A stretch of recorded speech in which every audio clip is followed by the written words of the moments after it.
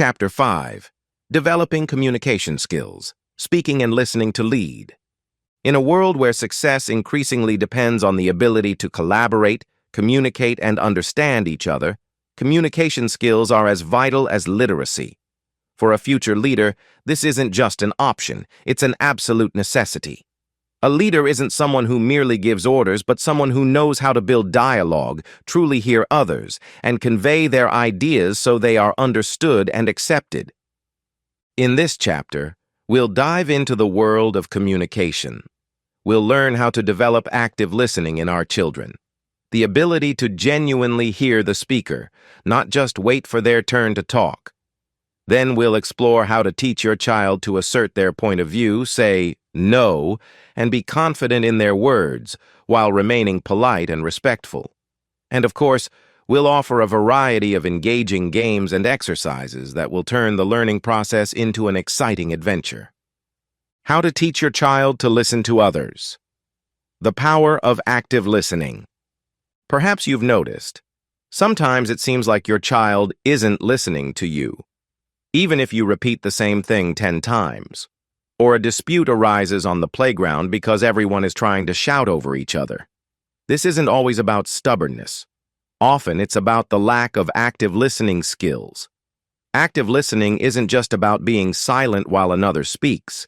It's about full engagement in the process, showing genuine interest and trying to understand exactly what the speaker wants to convey. It's the foundation of empathy and mutual understanding, without which it's impossible to build strong relationships and work effectively in a team. Why is this so important for a leader? A leader who knows how to listen can better understand the needs and problems of their team, whether it's friends, classmates, or future colleagues. Avoid conflicts and find better solutions because they consider all viewpoints. Build trust.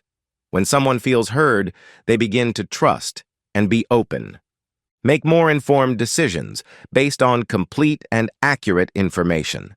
Exercises for developing active listening. Repeat what you heard. For all ages. Concept. One person says a short phrase or describes a situation, and the other must repeat it in their own words to show they understood.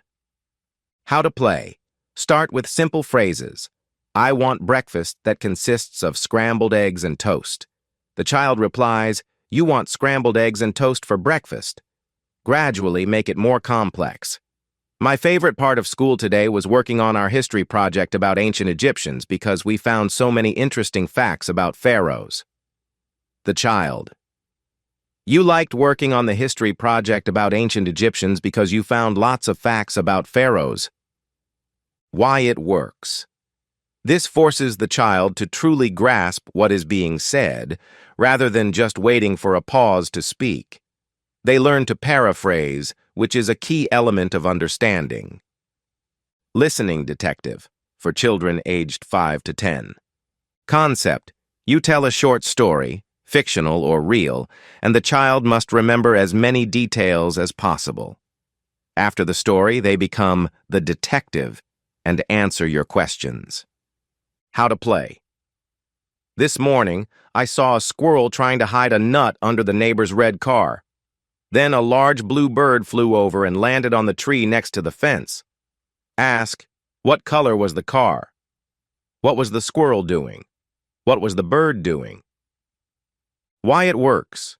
This exercise develops concentration and the ability to extract key information from a stream of speech.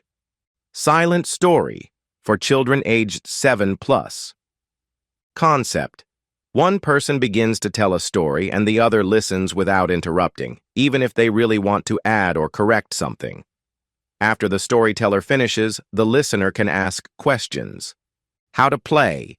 You say, I'm going to tell you a story about our trip to the park yesterday, but you can't interrupt, just listen.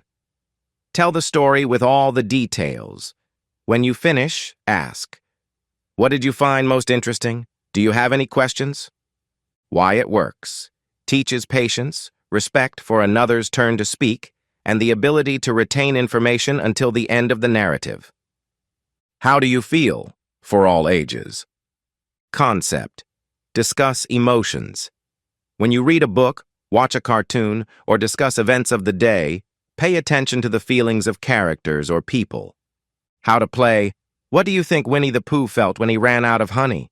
How would you feel in his shoes? Or, when your friend took your toy, how did you feel? Why it works. Develops empathy, which is inextricably linked to active listening. By understanding the feelings of others, the child better understands their words and motives. Teaching your child to say no and assert their point of view. A leader isn't always someone who follows the majority. Sometimes it's someone who bravely says no when necessary and stands by their convictions. In today's world, where children face peer pressure, advertising, and social opinion, the ability to say no and express one's opinion politely but firmly is a critically important skill for preserving their identity and preventing undesirable situations. This isn't about stubbornness, it's about self-confidence and respecting one's boundaries. Why is this important for a leader? A leader who can assert their point of view doesn't succumb to negative influence, maintaining their integrity, makes decisions based on their principles, not on fear or a desire to please, commands respect from others, even if their opinions differ, can lead others, offering new paths, even if they go against the norm. How to teach your child to be firm yet polite. Model the behavior. The most powerful lesson is your own example. Show your child how you say no politely but firmly when necessary. Example: I'm sorry, but I won't be able to help you with that this evening.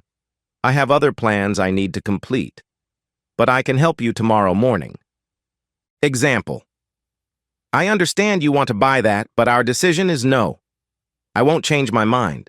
I love you, but it's not possible right now. Role-play situations. Role-playing games are an excellent way to practice difficult scenarios in a safe environment.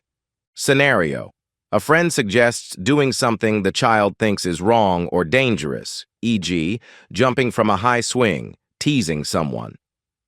Practice: imagine your friend suggests teasing the neighbor's dog. What would you say? How would you say it so they understand you're against it but without offending them? Practice phrases like, "No, thank you, I don't want to do that. That's not for me. I don't like that. I don't feel comfortable doing that." Use I statements. Teach your child to formulate their opinion starting with, "I feel," zrenia, "I believe." This allows them to express their thoughts without blaming or attacking the other person. Instead of, "You're always so rude when you talk to me." Say, "When you raise your voice, I feel upset, and it's hard for me to listen to what you're saying." Or, "I think we could discuss this more calmly because it would be easier to understand each other that way." Teach them to reason. Simply saying no is sometimes not enough. Help your child learn to explain their position. Example: if a child doesn't want to participate in a game, "I don't want to play this game because I don't like its rules and it seems too noisy to me." Example: if they disagree with a class decision on a project topic, "I understand why you want to choose this topic. It's interesting. However, I think if we choose a different topic, it will help us show more creativity and potentially get a higher grade because there are many unique sources of information available for it." Teach them to handle reactions. Explain that not everyone may accept their no with understanding. Prepare them for potential hurt feelings or attempts to pressure them. Teach them to remain calm and repeat their stance. Games and exercises for communication development. Communication is a living process best learned through practice and play. The more opportunities you create for your child to speak, listen, express themselves, and understand others, the faster and more effectively their leadership qualities will develop. A day in the life of role-playing games. Concept: act out various social situations, switching roles. How to play: let's pretend you're a shopkeeper and I'm a customer. What would you say? How would you serve me? Or, you're the teacher And I'm the student who forgot my homework. How would you talk to me? Play birthday party, doctor's visit, news report from the scene, etc. Why it works. Helps the child step into different roles, understand others' perspectives, and learn to use appropriate tone and vocabulary in various situations. Joint reading and discussion for all ages. Concept. Read books together, then discuss what you've read, focusing on characters, their motives, and conflicts. How to play. After each chapter or at the end of a story, ask questions. Why did the main character do that? How do you think they felt when that happened? Swing. What would you do in their place? How could they have solved this problem differently? Why it works. Expands vocabulary, develops critical thinking, empathy, and the ability to analyze complex social situations, as well as formulate one's thoughts. Round-robin stories for children aged 6+. Concept. The first player starts a story with one phrase, and the next adds their sentence, continuing the narrative. How to play. Once upon a time, there was a little dragon. Next, who really loved ice cream. Next, but it always melted while he flew to the castle. Why it works. Stimulates creativity, listening skills, quick reactions, and the ability to build a coherent narrative in collaboration with others. What would you do for children aged 8+? Concept. Discuss hypothetical or real conflict situations, asking the child to find solutions. How to play. What would you do if your friend took your toy without asking and broke it? What do you do if two of your friends are fighting and you're caught in the middle? How do you propose your idea if everyone else is against it? Why it works. Develops problem-solving skills, compromise-seeking and argumentation, and teaches the child to think about the consequences of their actions. Describe the object for children aged 4+. Concept. One person chooses an object and describes it without naming it, and the other must guess. How to play. It's something we often use in cold weather. It's soft, warm, and helps us feel cozy when we read a book or watch a movie. Answer. A blanket. Why it works. Improves vocabulary, precision of phrasing, and the ability to convey information. Developing communication skills isn't a one-time event, but an ongoing process that happens in every conversation, every game, and every interaction. The more opportunities you create for your child to speak, listen, express themselves, and understand others, the more confident and effective they will become in communication. In the next chapter, we'll delve into the topic of responsibility. After all, a leader is not only someone who can speak and listen, but also someone who is ready to take responsibility for their words and actions.